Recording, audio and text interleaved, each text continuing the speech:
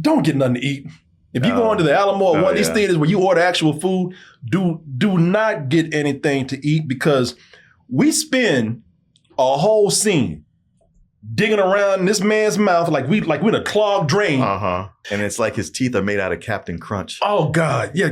There's teeth that's crumbling. There's slime all on the tongue that she's scraping off and wiping on his chest. There's food that's been in his gums and who knows how long. And the whole time I'm practically yelling at her. I was like, rinse his mouth out with some Listerine. Yeah. I mean, when you go to dinner, that's the first thing they do is shoot some of that in your mouth. And by the way, you ain't gonna go in there with no damn just regular COVID mask. You're gonna have a gas mask to get up to that breath. Yeah, exactly. Let's go ahead and get into our review where we going with this further? We're going further. Yeah, okay. Further into what? I don't know. Wherever we are, we're going even further. What direction are we going? Are we in or are we out? Is it out of the further? Mm-hmm. I almost said out of the Fuhrer. I had to be careful. I had said that. Yeah, people. Yeah, here we go. Insidious, out of the further. So we are dealing with, I don't remember any of these Insidious movies, man, to be honest. I don't either, but I never saw the first one, so maybe that puts me at a disadvantage. Oh, I do. I know, no, I didn't see it because you hated it so much. Yeah. You scared me away from it. Yeah. Whoa, even years later. 10 years later. 10 years later. Well, you know what? Maybe old Insidious 6 has changed my mind. Okay. We'll see about that. The reason why I say this is because y'all gonna hate me for this, but I cannot remember if this character Gemma, and played by, I forgot this actress's name.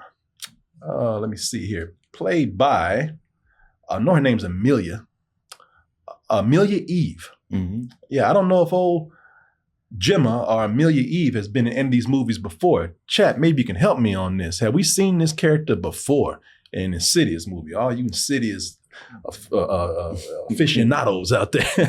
They said she has not. Yeah, I figured this was a whole new cast except for one person. Okay. All right. Just want to make sure, I want to give Gemma her respect before we got in here. But Gemma's a new character in the Insidious universe. And, you know, we are talking about the further because that's where the spirits are trying to escape. Mm-hmm. And why wouldn't they? Because ain't nothing in there but damn darkness and a fog machine. Yeah, right. And a door we supposed to be scared of. A black room and a bunch of fog machines. The moment you get into the further, cut that shit off, man. Wait, no hot dogs? Yeah. I was promised food. Ain't nothing in there but damn a lot of darkness and some dry ice. Mm-hmm. A fog machine. But a mysterious figure arrives promising the spirits of the further that, you know what, I know y'all tired of this shit. It's boring down here. I'm going to get you out. Just leave it up to me. First, I got to find somebody who can help us out. And that's what we get here with Gemma. Gemma and her daughter. Gemma's a young mother, also a dentist. She works at a dentist's office. And I mean, single mother. Yeah, man. I mean, life don't get no more ordinary than that. Sure. You know, I'm just a regular dentist, just trying to live every day to support my daughter. What's special about me? Well, she's not even a dentist. She's a dental hygienist. You ain't even a real dentist. Yeah. You an assistant. Yeah, man, I'm so plain. I'm not even a real dentist. So what's so special about me that a damn demon would want to use me? Well, it turns out that Gemma is what they call a traveler. And a traveler is somebody who can go between the realms. You know, they can go between the further and our world. Yeah. So and the right here. Yeah, and the right here now. But yeah, but she has value. She's a doorway, and with her, her daughter, we can bring the demons over. Oh, but can Gemma, again, a lowly dental assistant, can she somehow, with what power she has that she's just not discovering, can she keep the demons at bay in their own ragged ass warehouse with that fog machine over there? At the same time, trying to protect her daughter and anybody else she cares about. Let's go ahead and see this trailer for Insidious, Out of the Further, and we'll be back with our review. Looks like there's something stuck in here. You're like an alien. You did that shit on purpose.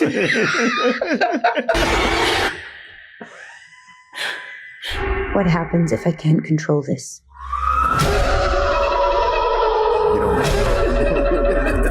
Then that's what, so do it. I thought that was implied in everything I was saying. But What the hell do you think? If you want me to just spell it out for you. Yeah, that's your ass. How about that? Get it done.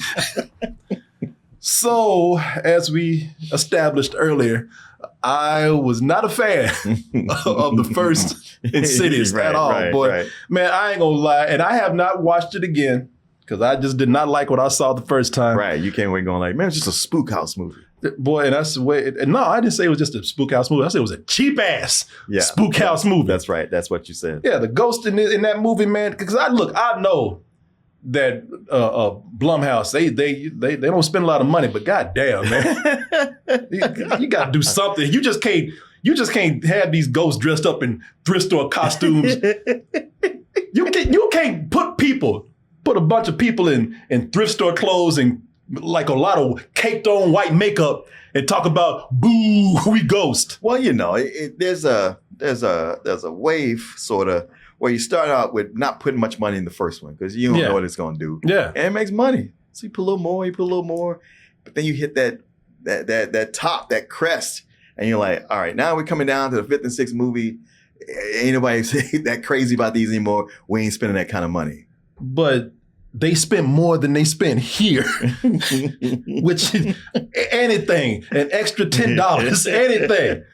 Y'all sent these people over to goddamn Goodwill and to the and then a Spirit Halloween store to get some cheap ass white makeup and gonna sit up here and release this on the big screen. It just wasn't my thing. And then further, as I tell you, it's a big old empty ass, dark ass warehouse. Mm-hmm. Y'all talking about the further. You just didn't have no money to shoot nothing else. Yeah, good going. How's the further? It only goes from here to here. Well, that is further. Thank you for the lesson directions.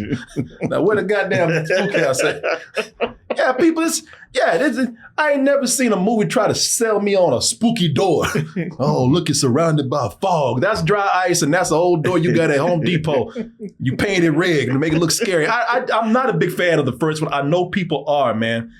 And so I'm not trying to talk about y'all. I just wasn't into it. I didn't even understand the main ghost because the best costume in the movie looks like Dark Maul's redneck uncle. Oh.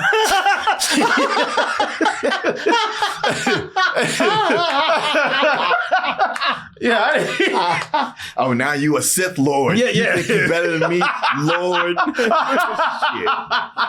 You still ain't better than us, boy. You'll be back. I have seen, as far as that movie goes, again, nothing to the people who like it. Apparently, I'm the minority. I accept that. But for me, I've seen better effects walking through an actual Spirit Halloween store. Yeah. Yeah, this shit looks like a damn high school doing a fundraiser. Man, you're on fire tonight. Right? As you can tell, I really don't like that movie. But now, as you said, Martin, it is a success. There's that door. Look at that door. Look at it. Oh, look at the Dutch angle on that door. Oh my God, spooky. It's tilted. Oh no. But now it is a successful series. Mm-hmm. The budget has gotten bigger, as you said. Yeah. Look, the further's still cheap as hell. Yeah. They ain't done nothing with that. They ain't getting around that. But the makeup quality has gotten better. The demons actually look better. You got more variety this time. The scripts keep getting silly. The more they explore the lore of the further, the goofier that shit gets, man. Do you feel like this was goofier than the last one? Yeah, man, they're all about the same. I think what's happening for me is, because I'm going to tell you right now, I like this better than the first Insidious. And I think, I don't remember these movies too much. We see so much, but I think there's some other Insidious movies that I might enjoy. I really like, whenever I see one of these, it almost immediately leaves my brain. Yeah. But from the little inklings I still have, I think I like this one better or best. Yeah. And don't get crazy. No. Thank you, Mark. Yeah. Because when I say I don't hate this, let me echo what you just said. Ain't nobody doing cartwheels and flips for Insidious here, all right? But I did not hate this. I did enjoy this in certain ways, certain places. Yeah. Because what goes on for me is that the reason why I say it gets goofier is because the more they make these movies, the more they're trying to have a different spin on the further. Mm-hmm. And they just trying to explain things that the more they explain, the sillier the shit gets. Well, to me, it was a different problem in that I found the first 2/3 of this movie completely dull. I was dragging. It's like, man, you like we have good actors in this, or at least decent enough actors. Yeah. And the mom and the daughter are interesting. You know, she got a boyfriend and everything. And stuff is happening to her. Yeah. But I was like, but you're not writing anything for these characters. No. You're not, you have all the elements set up here and you're not doing what you're supposed to do. And I kept thinking like, and I know, you know, like I'm thinking back to The Exorcist. It's like, man, you can't compare this to a classic like The Exorcist. Yeah, I know. But the thing about The Exorcist was it did so much real work setting up, getting us to know the characters that when things bad happen, we felt something for it. Yeah. And here going along, all right, the mom and the daughter, she's having weird dreams and going through shit. But the movie's just not, the only thing it's doing for that first 2/3 is jump scares. It's like, it's really dull, but they're just pouring on jump scare after jump scare after jump scare. Yeah. Oh, you know what? Well, I think that's kind of what I mean is that they do a lot of, I think just kind of to the point of getting nonsensical explaining for a simple and ridiculous premise. And you can only do so much with that explaining to the point where the movie feels padded. Yeah. And a lot of that could actually been adjusted if we did explore the characters more. Yeah. Now, I did enjoy the beginning of the movie. I ain't saying I loved it. Oh, the very beginning? The very beginning. Yeah. Yeah, I think the beginning of the movie starts very well because it starts out with Gemma as a young girl, and her mother seems to be driven crazy by some demonic forces, almost like Jack Nicholson in The Shining. Right. And it made me very scared for this little girl. And, you know, it also made me want to yell at her, cut on the goddamn lights. This is another one of those movies where I counted 5 lamps at least, not one of them cut on. I was like, I see what you mean. That was frustrating me. That's not the thing that bothered me the most. It just felt like there were long stretches where they were padding this out, they didn't have no story because either they didn't want to explain anymore or they knew it sounded crazy or they just had to stretch some things out. So they relied a lot on creepy images, like those 3 crazy ass, the crypt keeping his hose over here. The pimp keeper. The crazy neighbors, the old neighbors that move in. Yeah, they just show up every so often and disappear. Yeah, because at first, all right, this is creepy. They're just grinning and smiling. And then they that's all they do. And then it gets to a point where, okay, now it's just funny when they show up because they ain't really doing anything. Right. And when he goes to the dentist's office, as you could see, it's like, well, it's there to be nasty. Yeah. But it's not elevating anything. Man, okay, so that's the thing, man. These fools start grinning so much and they ain't got nothing else to do. They say, well, shit, let's just send his ass to the dentist. Because this fool shows up at the dentist. Now, how he got an appointment? Yeah, right. He just got there. He just moved into town looking crazy. How he got an appointment to get in, get his nasty mouth done? I don't know, man. But the movie has so little to do at one point that we just start doing gross out stuff. Yeah. And that just really just makes the movie sillier, to be honest with you. But I did have fun with that particular scene. Well, they actually put work into that. They really did. They got creative with it. Yeah. Okay. So warning to anybody out there, don't get nothing to eat. If you go into the Alamo or one of these theaters where you order actual food, do not get anything to eat because we spend a whole scene digging around in this man's mouth like we're in a clogged drain. Like she looking for her ring or something in the faucet. Yeah. Or she didn't have no Drano. Yeah. Went in there and started looking around. And it's like his teeth are made out of Captain Crunch. Oh, God. Yeah. There's teeth that's crumbling. There's slime all on the tongue that she's scraping off and wiping on his chest. There's food that's been in his gums and who knows how long. And the whole time I'm practically yelling at her. I was like, rinse his mouth out with some Listerine. Yeah. I mean, when you go to dinner, that's the first thing they do is Exactly. shoot some of that in your mouth. And by the way, you ain't gonna go in there with no damn just regular COVID mask. You're gonna have a gas mask to get up to that breath. Yeah, exactly. I don't know if you saw it, but there was a dude who was about three seats down from me, and I saw him at the corner of my eye. He just took his plate, just like. I'm not paying for this. Yeah. And I felt bad because no one could have predicted that it would go to this point in the movie, man. Right. But yeah, the scene has some few other surprises in there. You saw the teeth bite down, but I enjoyed it, man, because it got creative. Like they built a mouth prop for her to go digging around in. Yeah. And I'm like, you know what? That's actually kind of cool. Mm-hmm. That's kind of inspired to make that right there, and it's fun. It just kind of takes away from the movie for a little bit because it just it is after you get over the shock of it. And you see, once the movie's done, you're like, what did that have to do with anything else? Like that extra set of teeth. I was like, how does that, how was that set up? Like, where'd that play in? Does everybody else have? All right, okay, all right. Yeah, that scene is crazy, man.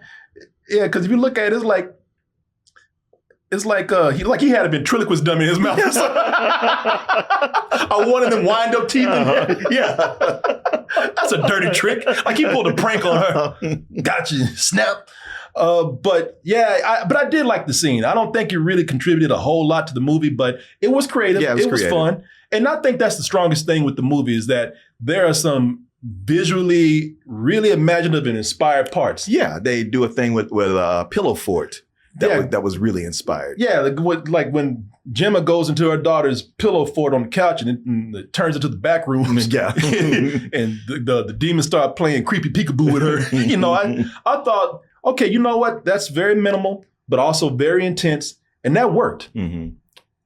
I think for me, the third act is where I just kind of just started to dip out a little bit. Oh, really? That's kind of where it woke up for me. Well, okay, story-wise. Is where, because I thought it got, again, I thought it felt a little convoluted. I thought they had an explanation that felt like an explanation. There was a cutscene out of Silent Hill or something. Story-wise, I thought it got a little too tangled. I did enjoy, you know what I was telling you about with the ghost from the first in Insidious? Yeah. I was like, okay, now that's where I see an improvement. Because you have a lot of variety. The makeup is better. Yeah, it was making me think of that Resident Evil Village. Oh, the Village, yeah, man. You know what? That is a great comparison, man. Yeah, because they have all these different varieties of ghosts and demons that pop up, and they're very aggressive. Mm-hmm. Like they are the worst people to invite to your party. They'll tear your house up. Yeah.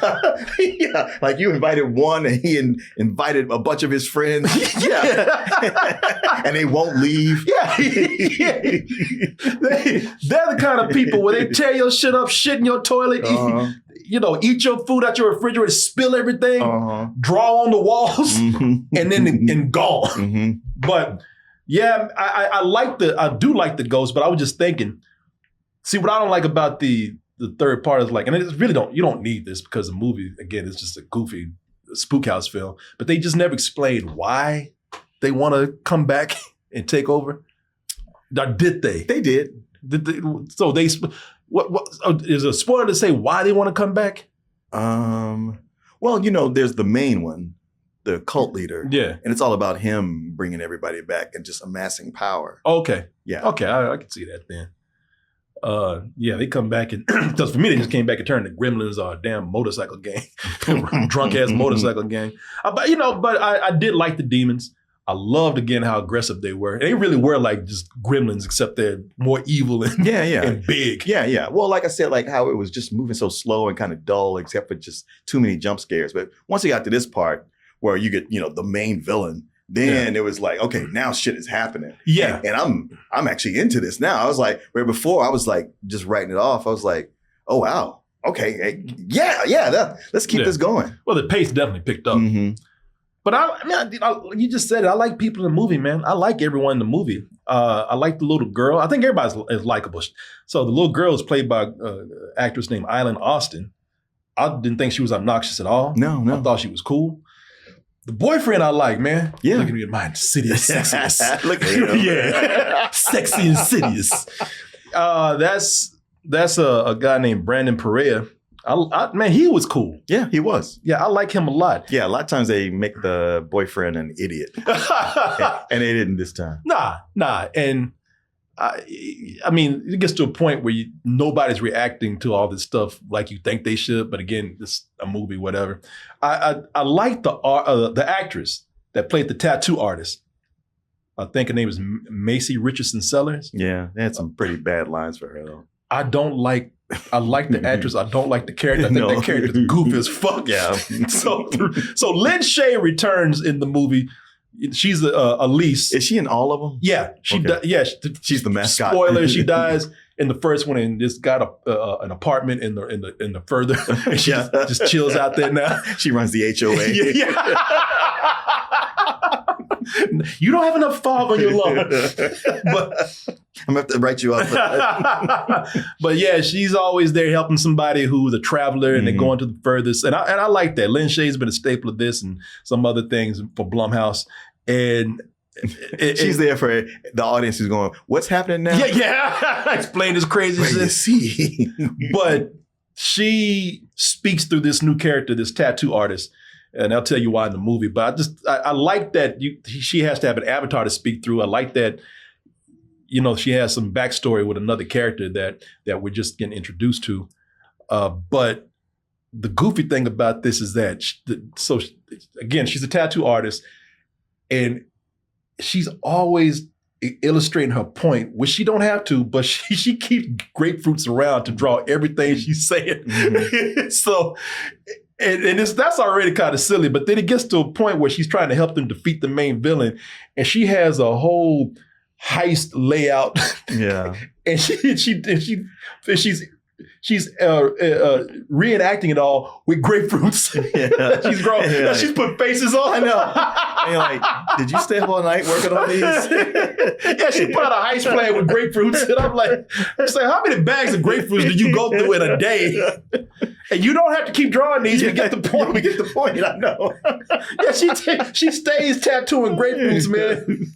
And it's like, it's gonna go rotten, right? So yeah, I thought that character was, she's always illustrating her points with grapefruits, and we're like, we get the point. This is silly right here. But man, the movie held my attention. Yeah. I cared less as I went on. I think it was a jumbo climax, but I do like the effects better. I do like the creatures better, and it's Spook House says it all. Yeah, it was fun, man. I think even the filler moments. There was some that were dull, but man, the others, like the couch and the dentist office, some of them were cool. Some of them were fun in a gross out kind of way. And so I don't know, and you don't have to rush with your rating. But like I said, I didn't hate this. I enjoyed some parts of it. I'd give it a high rental.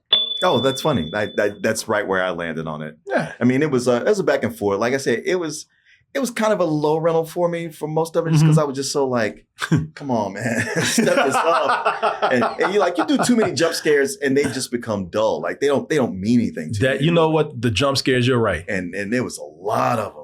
Yeah. Just so many. I was like, this is unnecessary. Yeah. So I was shocked that it turned around for me because I'm not used to a movie in the third act coming alive.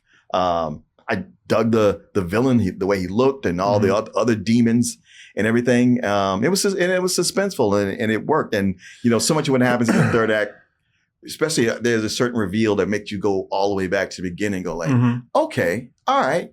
So this was thought out. It wasn't just seat of our pants as we go along. Yeah. And so it ended up being a high rental for Yeah, me. yeah, it's fun. You know, Yeah. I mean, if you're already a fan of these movies, I think it'll work really well. I'm with you. This is the one I remember enjoying the most in a while, unless I forgot some other one. I probably gave one a matinee or something. I don't know. Like you, I forget about these movies the moment I leave, no insult to them. But yeah, I did. Man, I had a good time with this. Yeah. Yeah, and you're right. I say rental, you say rental, high rental. But if you're a fan, definitely go to the theater. And Oh, see yeah. it. If you really love these movies, it's well worth it. And some people like the jump scares. Yeah. They go for that. So you will get your money's worth out of that. Yeah. I did like the way at certain times they would project their jump scares ahead of time, because you would see something in the background and you would already know. They would telegraph a jump scare, and you knew, like, I see your ass back there. Come on out. I know you're gonna jump out that closet. They would show a body in the background. Yeah. I appreciated that. At least they let you know ahead of time. But yeah, anyway, yes, it's all right. Well, would you look at that? You made it to the end of the video. That means you really like us. So just go ahead and press that like button and subscribe while you're at it. And check out our other channels, our social media like Instagram, TikTok, and our Patreon, where we have new stuff coming up all the time. And we'll see you on the next video.